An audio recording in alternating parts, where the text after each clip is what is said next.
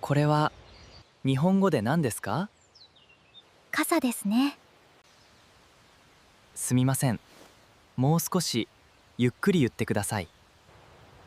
傘、ありがとうございます。ဒီနေ့သင်ခန်းစာလေးမှာတော့ဒီနေ့သင်တဲ့အခန်းအပြင်ဟိုးရှေ့ပါသင်ခဲ့တဲ့အခန်းကိုလည်းသုံးထားတာကိုတွေ့ရမှာဖြစ်ပါတယ်။ဘာလေးတွေသုံးထားသလဲဆရာမတို့လေ့လာကြည့်အောင်။ယောက်ျားလေးကပြောတယ်။ဟိုလေこれはဒီပစ္စည်းက日本語でဂျပန်လိုなんですかဘာလဲပေါ့ဒီပစ္စည်းဆိုတော့ထီကိုညွှန်ပြထားတာပေါ့နော်ဒီထီကိုဂျပန်လိုဘလို့ပြောသလဲတဲ့ကောင်းမလေးကပြန်ဖြေပါတယ်နော်ထီကိုဂျပန်လိုကတော့カサですカサကတော့ထီですကတော့ဖြစ်သည်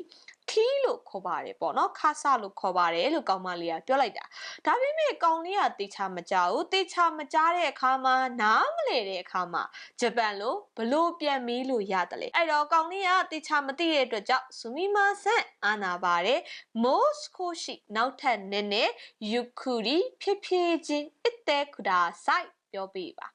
နောက်ထပ်နည်းနည်းဖြည်းဖြည်းပြောပြပါဆိုပြီးတော့မှကောင်လေးကပြောလိုက်တာပေါ့နော်အဲ့ဒီအခါမှာကောင်မလေးကခါဆ